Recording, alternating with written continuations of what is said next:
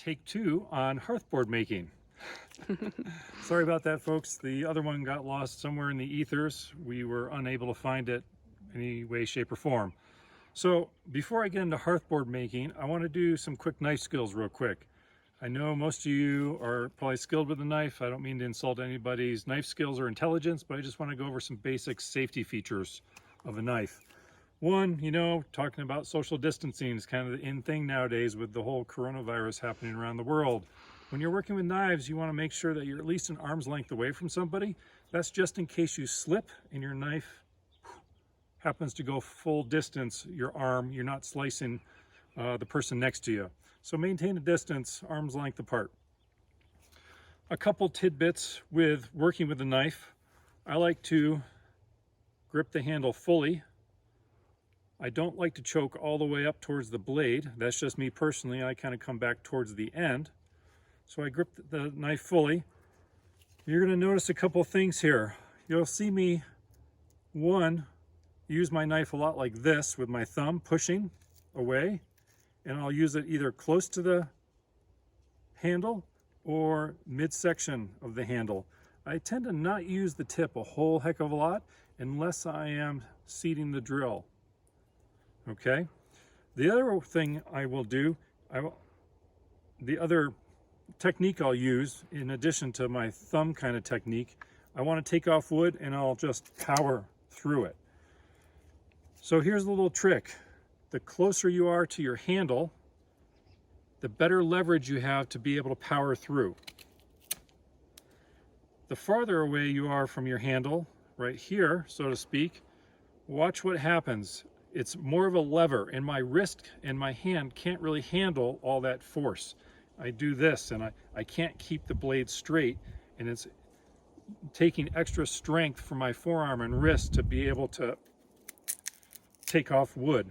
Whereas if I come close to the handle and I power through it, I can take wood off more.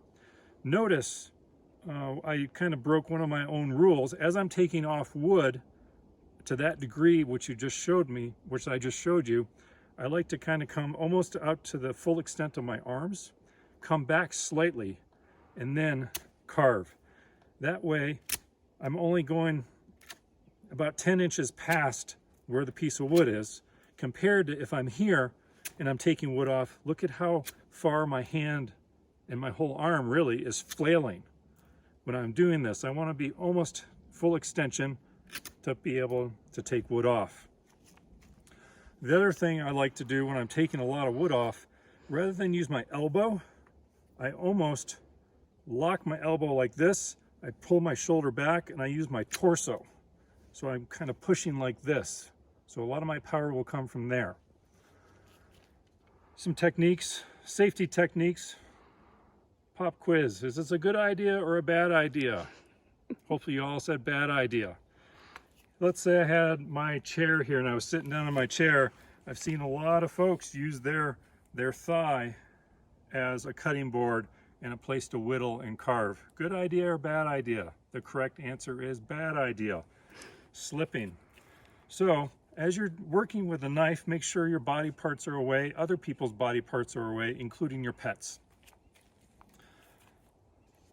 So let's move on to hearthboard now. I'm going to show you a way to carve, to diminish the size to the hearthboard. I just simply called a beaver chew.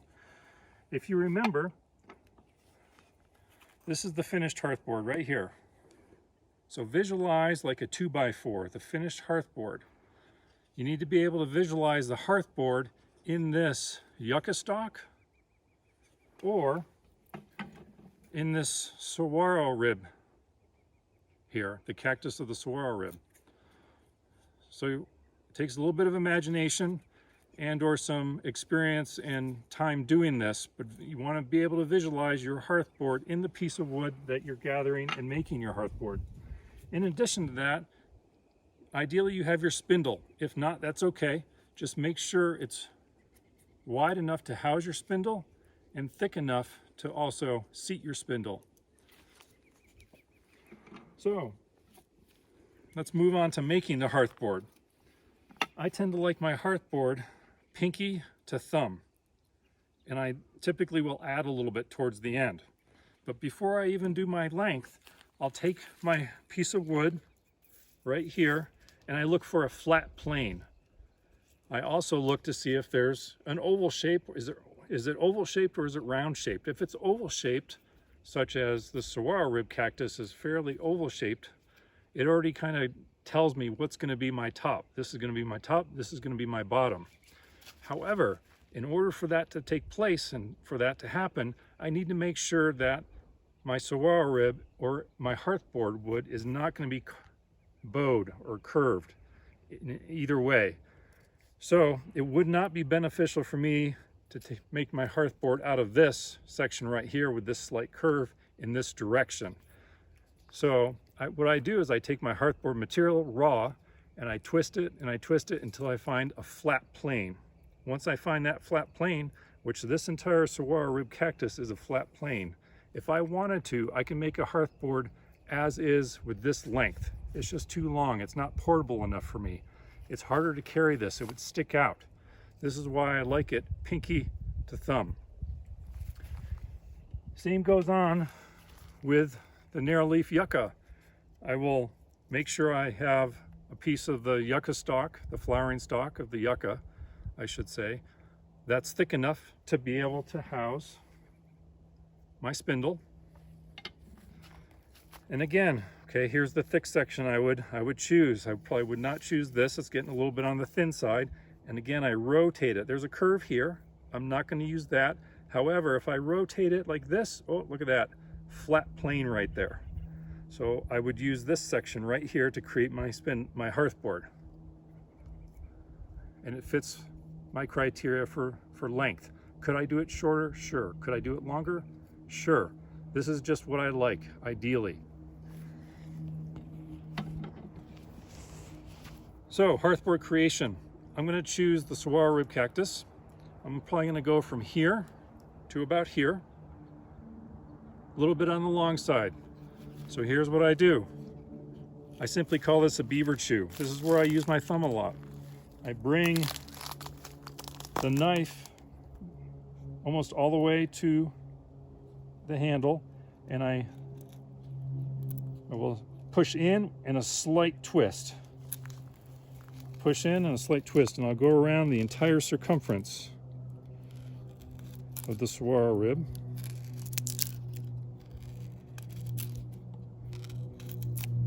Turn it around. You'll see pretty soon why I call it beaver chew.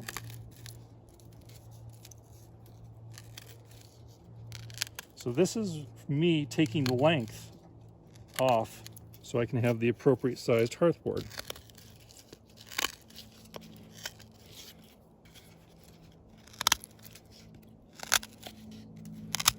Not using a whole lot of effort. So watch this.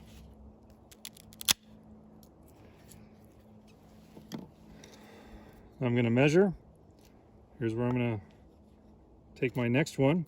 You'll notice I'm not using my knife as a pointer or a guide with the blade down. I turned it so the blade is up, the spine is on the wood as a marker. So there's my length plus a little bit. So I'm going to beaver chew right around here. Going to do the exact same thing I did on the other side.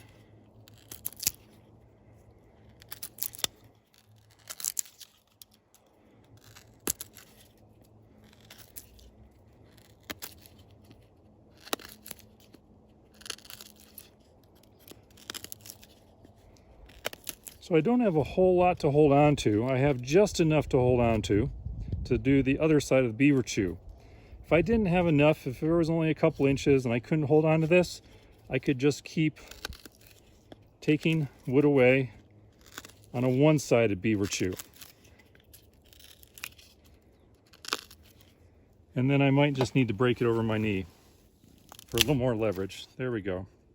So there's my hearthboard, blank. That's what I like for length. I'll just take the ends, clean them up a little bit, get rid of some of the sharp fibers that didn't come clean.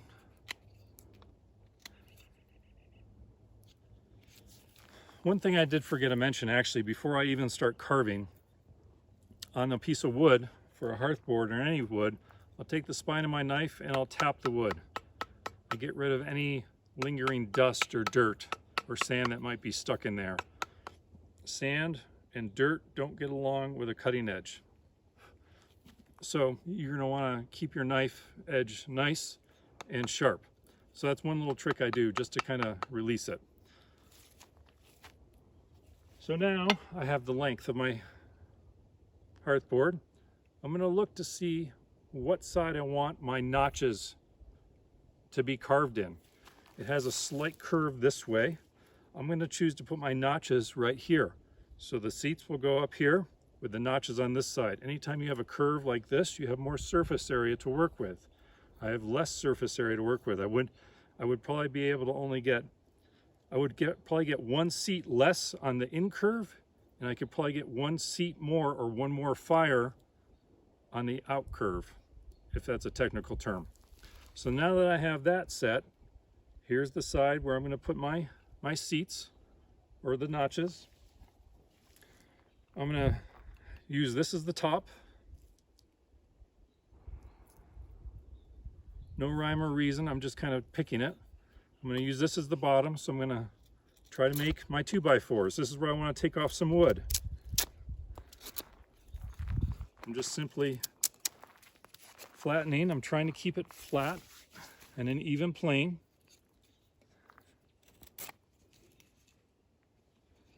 That looks pretty good for now. Start out slow and steady. Don't take off too much wood. Here's the top. I'm going to work on the top now.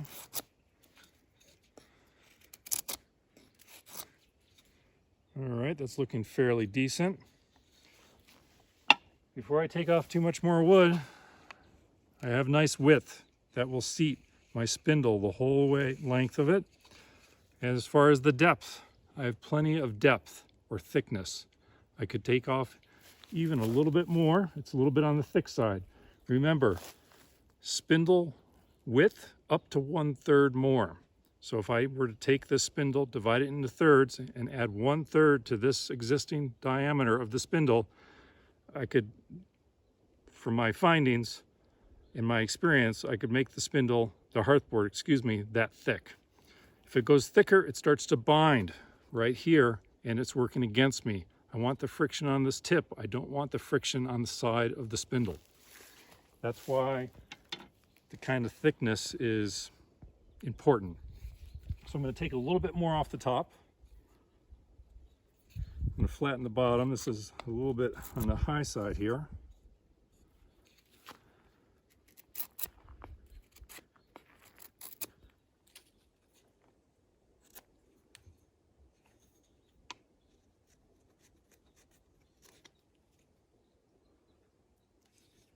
Very good, we'll take that. Because this is the back side. Remember, here's my notch side, this is the back side. I don't need to touch that. That can remain natural. So what I'm going to do on the notch side, I'm just going to simply flatten it a little bit, like a 2x4.